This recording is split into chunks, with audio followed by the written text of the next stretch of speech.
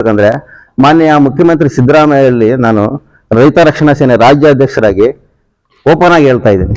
ಸರ್ಕಾರಿ ಶಾಲೆಯಲ್ಲಿ ಓದಿದ ಮಕ್ಕಳಿಗೆ ಮಾತ್ರ ಸರ್ಕಾರಿ ಕೆಲಸ ಅನ್ನೋದನ್ನ ನೀವು ದಯವಿಟ್ಟು ಒಂದು ಆದೇಶ ತರಬೇಕು. ಇವಾಗ ಸೆಷನ್ಸ್ ನಡೀತಾ ಇದೆ, ಈ ಆದೇಶ ತಂದ್ರೆ ಮಾತ್ರ ನೀವು ಸರ್ಕಾರಿ ಶಾಲೆಗಳನ್ನ ಉಳಿಸೋಕ್ಕಾಗುತ್ತೆ. ಇಲ್ಲ ಅಂದ್ರೆ ಸರ್ಕಾರಿ ಶಾಲೆಗಳನ್ನ ಮತ್ತೆ ಶಿಕ್ಷಕರನ್ನ ನಾವು ಬೂತ್ ಕನ್ನಡಿಯಲ್ಲಿ ಹುಡುಕ್ಬೇಕಾಗುತ್ತೆ. ಅವರ ಆಡಳಿತ ವ್ಯವಸ್ಥೆ ಅವಧಿಯನ್ನ ಮುಗಿಸಿ ಅವ್ರ ರೆಕಾರ್ಡ್ ಅನ್ನ ಮಾನ್ಯ ಸಿದ್ದರಾಮಯ್ಯ ಅವರು ಇವತ್ತು ಮುರಿದಿದ್ದಾರೆ.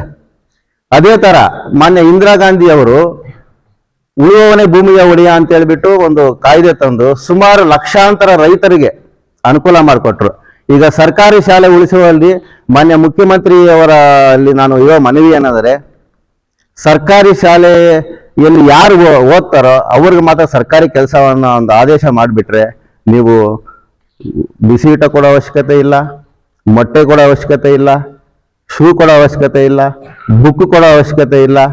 ನೀವೇನೇನು ಇದು ಬಾಳೆಹಣ್ಣು ಚಿಕ್ಕಿ ಹಾಳು ಮುಳಿವು ಎಲ್ಲ ಕೊಟ್ಟು ಲಕ್ಷಾಂತರ ತೆರಿಗೆ ಹಣವನ್ನು ವೇಸ್ಟ್ ಮಾಡ್ತಾ ಇದ್ದೀರಾ. ದಯವಿಟ್ಟು ಇದನ್ನು ಉಳಿಸಿದ ಇವಾಗ ಏನು 2500 ಶಾಲೆಗಳು ಹೋಗಿದೆ. 2500 ಶಾಲೆಗಳ ಜೊತೆಗೆ ಇನ್ನ ಒಂದು 5000 ಶಾಲೆಗಳು ತಯಾರಾಗುತ್ತೆ. ನೀವು ಸರ್ಕಾರಿ ಶಾಲೆಗಳ ರೆಡಿ ಆಗುತ್ತೆ ಈ ಕಾನೂನು ಅಂತಂದ್ರೆ. ಇದರಿಂದ ಸುಮಾರು ಅಂದ್ರೆ ಒಂದು 75,000ದಿಂದ ಲಕ್ಷ ಉದ್ಯೋಗಗಳನ್ನ ಸೃಷ್ಟಿ ಮಾಡ್ಬೋದು. ದಯವಿಟ್ಟು ಸರ್ಕಾರ ಈ ವಿಚಾರದಲ್ಲಿ ಎಚ್ಚೆತ್ಕೋಬೇಕಂತ ಹೇಳ್ತಾ, 47ರ ಸ್ವಾತಂತ್ರ್ಯ ಬಂದು 77 ವರ್ಷಗಳ ಗಣರಾಜ್ಯೋತ್ಸವ ವಿಂಗಡಣೆ ಆಗಿ 77 ವರ್ಷ ಆದ್ರೂ ಇನ್ನು ಕೆಲವು ಅನುಷ್ಠಾನದಲ್ಲಿ ಸರ್ಕಾರಗಳು ಹಿಂದೆ ಉಳಿತಾ ಇದ್ದಾರೆ. ಇನ್ನು ಸಾಕಷ್ಟು ನಮಗೆ ದೊರೀತಾ ಇಲ್ಲ. ಈಗೇನಾಗಿದೆ ಗೊತ್ತಾ, ವಿದ್ಯೆ ಅನ್ನೋದು ವ್ಯಾಪಾರವಾಗಿದೆ. ಮೊದಲು ಆ ಶಾಲೆಗೆ ಹೋಗ್ಬೇಕಾದ್ರೆ ಎಳ್ಕೊಂಡು ಹೋಗ್ತಿದ್ರು, ಈಗ ಅವರೇ ಬಂದು ಕರ್ಕೊಂಡು ಹೋಗ್ತಾರೆ ಬ್ಯಾಗ್ಗಳು ತುಂಬ ತುಂಬಿಸ್ಕೊಂಡು. ಅಂಥ ಸ್ಥಿತಿ ಬಂದಿದೆ.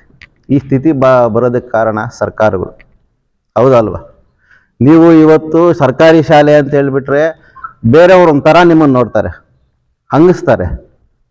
ದಯವಿಟ್ಟು ಸರ್ಕಾರಿ ಶಾಲೆ ಮಕ್ಕಳಿಗೆ ನಾನು ಹೇಳೋದೊಂದೇ, ನಾವು 1 ಲಕ್ಷ ಸ್ಯಾಲ್ರಿ ಪಡೆಯೋ ಟೀಚರ್ ಆದ್ರೆ ನಾನು ಪಾಠ ಹೇಳಿಸ್ಕೊತಾ ಇದ್ದೀನಿ ಅಂತ ಹೇಳ್ಬಿಟ್ಟು ಗೌರವವಾಗಿ ಹೇಳ್ರಿ, ಹೆಮ್ಮೆಯಿಂದ ಹೇಳ್ರಿ. ನಾವು ಸರ್ಕಾರಿ ಶಾಲೆ ಮಕ್ಕಳೇ, ನಾವು 1 ಲಕ್ಷ ಸಂಬಳ ತಗೊಳ್ಳೋ ಟೀಚರ್ ಹತ್ರ ನಾನು ಪಾಠ ಹೇಳಿಸ್ಕೊತಾ ಇದ್ದೀನಿ ಅನ್ನೋದನ್ನ ನೀವು ಓಪನ್ ಆಗಿ ಯಾರೇ ನಿಮ್ಮನ್ನು ಹಂಗಿಸಿದ್ರು ಪ್ರೈವೇಟ್ ಶಾಲೆಯವರು ದಯವಿಟ್ಟು ಬೇಜಾರು ಮಾಡ್ಕೊಳ್ದಂಗೆ ಸರ್ಕಾರಿ ಶಾಲೆ ಉಳಿಸೋದ್ರಲ್ಲಿ ನಿಮ್ಮ ಮತ್ತು ಶಿಕ್ಷಕರ ಪಾತ್ರ ಬಹಳ ಇದೆ. ಯಾಕಂದ್ರೆ 2500 ಶಾಲೆಗಳನ್ನ ಸರ್ಕಾರಿ ಶಾಲೆಗಳನ್ನ ಮುಚ್ಚಿದೆ. ಈ ವರ್ಷದಲ್ಲಿ 2500 ಸರ್ಕಾರಿ ಶಾಲೆಗಳು ಮುಚ್ಚಿದೆ. ಅರ್ಥ ಆಯ್ತಾ?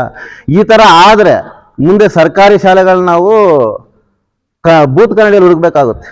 ವರ್ಷಕ್ಕೆ ಈ ತರ ಹೋಗ್ಬಿಟ್ರೆ ಎಲ್ಲ ಪ್ರೈವೇಟೈಸೇಷನ್ ಆಗಿಬಿಟ್ಟು ಬಡ ಮಕ್ಕಳಿಗೆ ಉತ್ತಮವಾದ ಶಿಕ್ಷಣ ಸಿಗಲ್ಲ.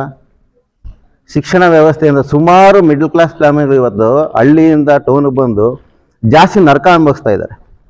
ಮನೆಗಳು ಮಾಡ್ಕೊತಾ ಇದ್ದಾರೆ, ಜಮೀನುಗಳು ಮಾಡ್ಕೊತಾ ಇದ್ದಾರೆ. ಆ ವ್ಯವಸ್ಥೆಗೆ ಇವತ್ತು ನಮ್ಮ ಶಿಕ್ಷಣ ವ್ಯವಸ್ಥೆ ಬಂದಿದೆ. ಇದಕ್ಕೆಲ್ಲ ಕಾರಣ ಸರ್ಕಾರಗಳು. ಆಮೇಲೆ ಕೆಲವು ಟೀಚರ್ಸ್ ಗೌರ್ಮೆಂಟ್ ಶಾಲೆ ಟೀಚರ್ಸ್ ಅದು ಪ್ರೈವೇಟ್ ಶಾಲೆಯಲ್ಲಿ ಓದಿಸ್ತಾ ಇದ್ದೀರಾ. ದಯವಿಟ್ಟು ನೀವು ಬದಲಾಗಬೇಕು, ಬೇಜಾರು ಮಾಡ್ಕೋಬೇಡಿ.